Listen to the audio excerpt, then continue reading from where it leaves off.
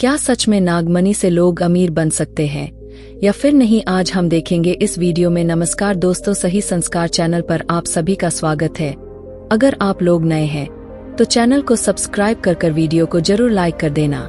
नागमणि की कहानी एक पुराने गांव नागपुर से शुरू होती है, जहां एक गरीब किसान रामू अपने परिवार के साथ रहता था। रामू और उसकी पत्नी गीता बहुत मेहनत करते थे, फिर भी उनके पास इतना पैसा नहीं था कि वे अपने बच्चों को अच्छे स्कूल भेज सके या घर की मरम्मत करा सके। एक दिन रामू के गांव में एक संत आए। संत ने गांव के लोगों से कहा कि नागमणि के जंगल में एक खास नाग का वास है, जो हर पूर्णिमा की रात को अपनी मणि छोड़ता है। जिसने भी वह मणि पाई, उसकी गरीबी हमेशा के लिए दूर हो जाती है। रामू ने इस बात को सुना और संत से मिलने की ठान ली। रामू ने संत से जाकर पूछा, महात्मा जी, क्या यह सच है कि नागमणि से लोग अमीर बन सकते हैं? संत ने गंभीरता से उत्तर दिया, हाँ बेटा, यह सच है, लेकिन मणि पाना इतना आसान नहीं है।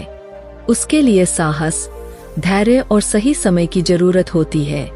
रामू ने साहस जुटाया और निर्णय किया कि वह नागमणि की खोज में जाएगा। उसकी पत्नी गीता ने उसे हिम्मत दी और कहा, रामू, हम गरीब हैं, लेकिन हमारा दिल बड़ा है।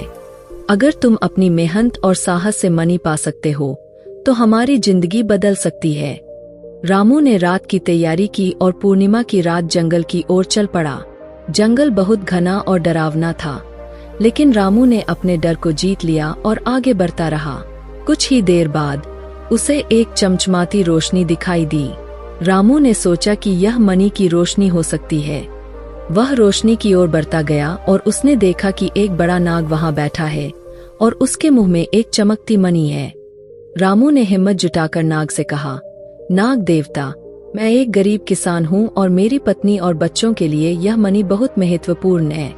कृपया मुझे यह मणि दे दे ताकि अपनी गरीबी को दूर कर सकूं।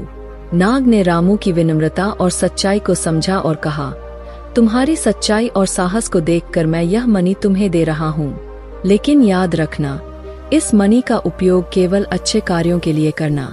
रामू ने नाग से मणि ली और घर लौट आया।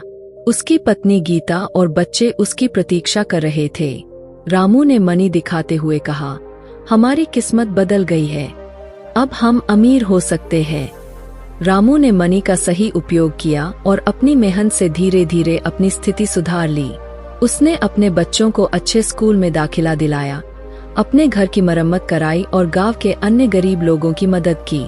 नागमणि की मणि ने रामू की जिंदगी बदल दी, लेकिन रामू ने अपनी सच्चाई और ईमानदारी को कभी नहीं छोड़ा।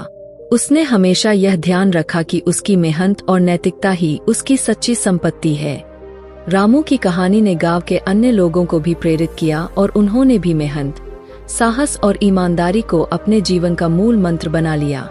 नागमणि की मणि से रामू और उसका गांव अमीर हो गया, लेकिन सबसे बड़ी अमीरी उनकी सच्चाई और ईमानदारी में थी। रामू की यह कहानी समय के साथ लोगों के बीच एक प्रेरणा का स्रोत बन गई। लोग यह समझ गए कि सच्ची संपत्ति बाहरी वस्तुओं में नहीं, बल्कि हमारे अंदर की सच्चाई, मेहनत और ईमानदारी में है। नागमणि की मणि ने रामू की किस्मत बदल दी, लेकिन उसकी असली ताकत उसकी मेहनत और सच्चाई में ही थी।